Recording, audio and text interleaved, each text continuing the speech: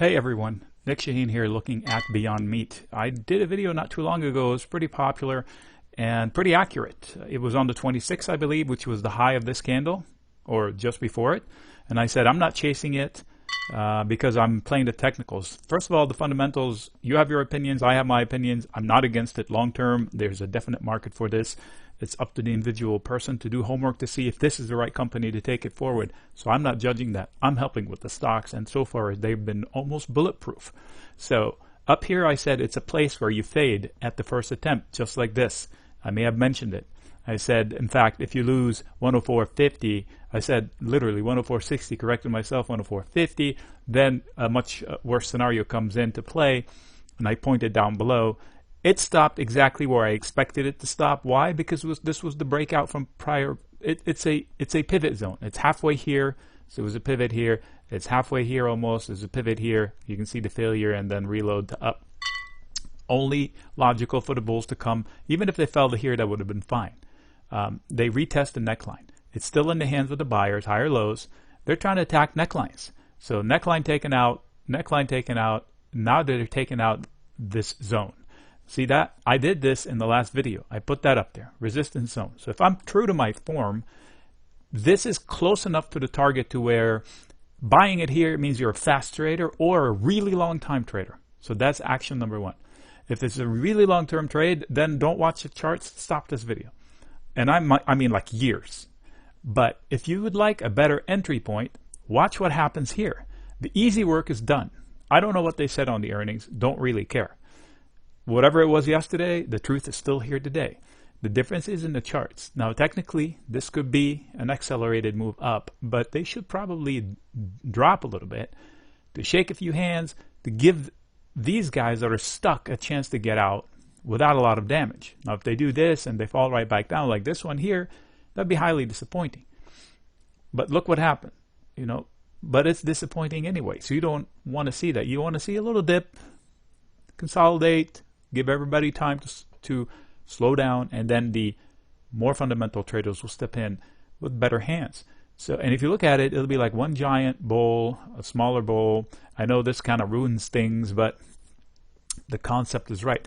I said resistance zone. I didn't draw a hard line. Usually I draw a hard line like this. In fact, I just put the hard line up there so I don't incentivize myself to chase it too soon, because technically it would probably be here. You know, this poke and this poke. But I left it up there and I said, hey, you know, 125, 130 this morning in the chat room. By the way, description has a link to the chat room. Try it out. It's free. It's awesome.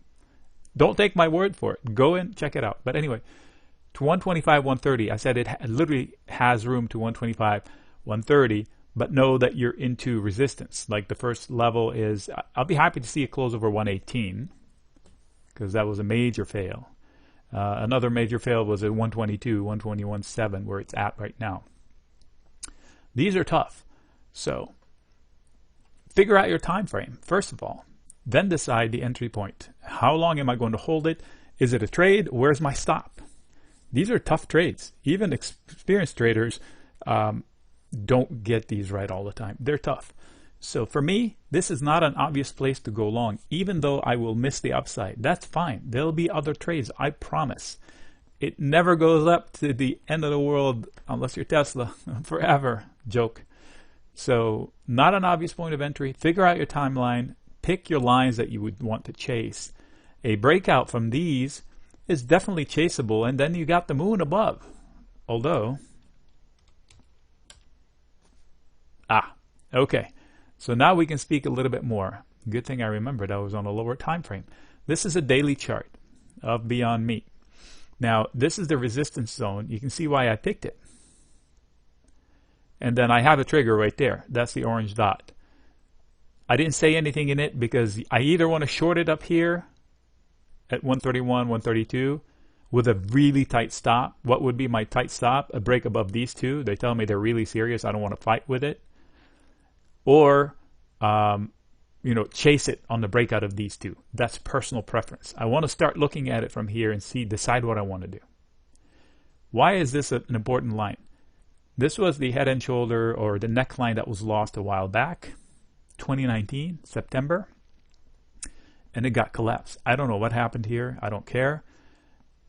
consolidated a lot here, built a nice base, sprung to action.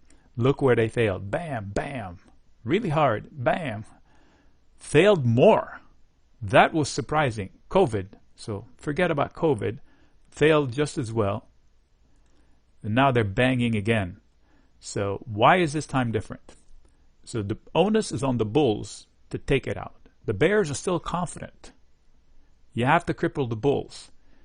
The bears, using the bulls' conviction. So right now it's in frothy hands. Those are guys and gals that are chasing the headline. Let's see what happens afterwards. That's why I have my line up here.